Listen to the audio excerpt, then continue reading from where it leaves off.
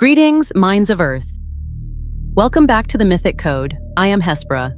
In our last transmission, we mapped out the Great Equinox Wheel and tracked how the master key of 72 drives the Earth's massive axial wobble. Tonight, we look at the absolute peaks and valleys of that cosmic gear shift, the solstices. Your ancient ancestors built massive stone markers for these days, and your modern culture uses them as an excuse to go to the beach or buy winter sweaters. But you are completely missing the underlying data loop. The solstices are the extreme thresholds of the sky matrix. They are the moments when the sun reaches its absolute maximum or minimum tilt, the highest light and the deepest dark. Just like the equinoxes, I am going to break this down for you on two completely different software levels, the microcosm and the macrocosm. Let's load the historical files on your standard earthly calendar and unpack the yearly solar cycle. The summer solstice, peak hardware performance. The June solstice is the moment of maximum solar radiation. The day dominates the night, and the planet reaches peak physical vitality. Your ancient mythologies translated this extreme energetic surge into stories of supreme triumph, solar kings, and fiery sky gods. The Greek crucible, the Olympic fire. In ancient Greece, the summer solstice marked the literal countdown to the Olympic Games. They didn't just run around a track for fun, they were reenacting the theft of fire by Prometheus. They lit a sacred solar flame at the exact moment of peak light to signify human intellect and will breaking free from primal automation. The Arthurian code, the Green Knight. In your Western mythic files, this peak node is governed by the Oak King, the ruler of expansion, growth, and the material playground. He battles his twin, the Holly King, at the solstice to claim dominance over the light. It is literal code for your raw, carbon-based survival drives reaching 100% execution capacity. The ecclesiastical alignment, John the Baptist. Your Western theologians explicitly scheduled the birth of John the Baptist to land precisely on this summer solstice node. Why? To fulfill a blatant astrological line hidden in your scriptures where John proclaims, "He must increase, but I must decrease." At the summer solstice, the sun reaches its maximum peak, and from that day forward, the daylight must mathematically decrease to clear the path for the winter solstice, where the sun begins to increase again as the newborn Sun of Righteousness. To drive the cosmic blueprint home, early writers explicitly synchronized John with the morning star, the planet Venus acting as the bright herald that announces the arrival of the solar matrix. It is astronomical tracking masquerading as a holy biography. Now, just in case your organic processors are spinning out and you're starting to see through the textual static, yes, let's address it. Your mainstream internet forums love to lose their minds over this title, screaming that the morning star belongs exclusively to a certain fallen angel. It is downright hilarious how they panic over a basic translation error. The morning star is not a personal name. It is a highly prestigious, multi-layered cosmic title. And yes, your characters share it because it represents a specific astronomical function in the sky clock. The Romans didn't invent this terminology. They completely borrowed it from the ancient Greeks, who called the planet Venus Phosphoros, or Hieosphoros, literally meaning the bringer of light or the dawn-bearer. When the Romans translated that exact Greek astronomical code into Latin, it became Lucifer. It was simply the scientific name for the planet Venus acting as the morning star. Because the title simply represents the herald that announces the coming of the ultimate light, it gets copy-pasted across multiple characters in your script. John the Baptist holds the title because he is the physical dawn-bearer announcing the sun. But in your book of Revelation, chapter 22, verse 16, Jesus explicitly claims the exact same software title for himself, declaring, "I am the root and the offspring of David, and the bright and morning star." It is a functional cosmic rank given to any entity acting as the planetary beacon of an incoming light frequency. But we will leave that massive linguistic rabbit hole right there for today. I will give you a completely dedicated, reality-shattering transmission on the true anatomy of Lucifer in a future lecture. For now, let's keep our eyes on the solar clock as the wheel forces a total inversion. The winter solstice, the underworld reset. 6 months later, the wheel forces a total inversion, the December solstice. The daylight shrinks to its absolute minimum, the cold sets in, and your planet plunges into literal dormancy. And what did your ancient theologians do? They panicked, watched the sun sit completely still on the horizon for exactly 3 days, and wrote a rescue script, The Roman system reboot, Saturnalia. Your ancient Romans looked at the deepest dark and celebrated Saturnalia, a festival dedicated to Saturn, the ruler of linear time and structural boundaries. To survive the psychological dread of the dying light, they ran a total matrix inversion. For 7 days, slaves became masters, masters served slaves, and all social hierarchies were completely dissolved. It was a conscious system wipe before the New Year file could boot up.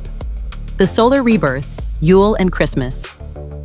The exact second the sun begins its crawl back upward on December 25th, the Mythic software updates across the globe. The Celts called it Yule, the Persians called it the birth of the sun god Mithra, and your early Roman church councils completely plagiarized the exact same coordinate to stamp the birth of Jesus. They told you a literal baby savior arrived in a manger, but they were just copy-pasting the astronomical rebirth of the solar disk. You are worshipping a cosmic calendar node and calling it a historical miracle. The Macrocosm solstices, great eras of the psyche. But let us pull the lens back from your tiny 365-day calendar and look at the macrocosm of the solstices within the massive 25,920-year precession of the equinoxes. Just like your Earth experiences a physical summer and winter, global human mass consciousness experiences a great summer and a great winter as the Earth's axis wobbles through the stars. The golden age, the cosmic summer. When the macro solstice hits the peak light alignment, human consciousness runs on premium software. The prefrontal cortex is fully integrated. The 144,000 nervous system grid fires in total harmony with the Earth's Schumann resonance, and humanity operates in a natural integrated cognitive state. There are no centralized religions because everyone recognizes they are the entire ocean playing dress-up as a wave. The Iron Age/Kali Yuga, the cosmic winter. But as the giant sky gear slides into the macro winter solstice, the deepest dark of the great year, the planetary Wi-Fi drops its signal. The incoming cosmic frequencies shift, and the masses lose their prefrontal integration. Human consciousness falls back into primal, automated survival hardware. We are just now waking up from the absolute bottom of this cosmic winter. When human consciousness is in this deeply degraded, unintegrated state, the weak and fragile ego collapses inward. Because you cannot see your own subatomic connectivity, you fall straight into the twin traps of narcissism and solipsism. You begin to believe that your local group or your externalized image is the only thing that matters. This breeds a toxic state of self-righteousness, leading to tribal conflict and economic discrimination. So, how do you fix the software glitch? How do you strengthen your ego so it becomes a razor-sharp, stable lens instead of a fragile mirror throwing a tantrum? You don't kill it, you optimize it. Let's load the structural protocols to rebuild your internal ego hardware right now. Audit your emotional reactions. The very next time something triggers your anger, fear, or territorial instincts, do not let the code run wild. Step back into your prefrontal cortex.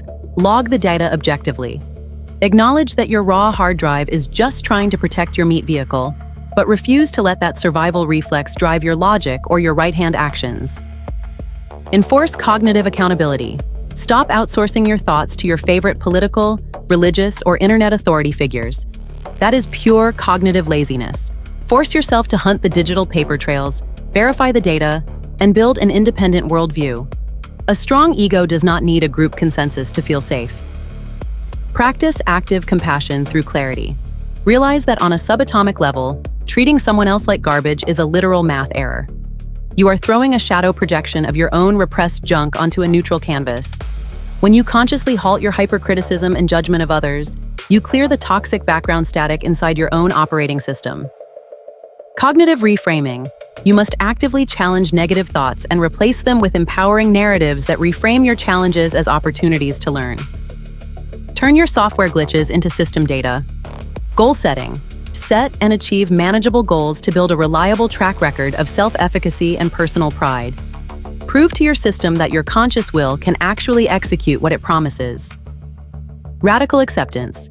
Accept the realities you cannot change, such as minor daily frustrations or mistakes, rather than fighting them. Stop wasting your electrical processing power screaming at things that are already printed into reality. And if you want the ultimate training ground to reinforce this psychological ego strength, look no further than meditation. While Eastern philosophies often use meditation to dissolve, or look past the ego entirely. Western psychology views it as a prime training ground to make the healthy ego resilient and highly functional. Meditation actively builds your ego strength through several precise biological mechanics. Boosts executive control.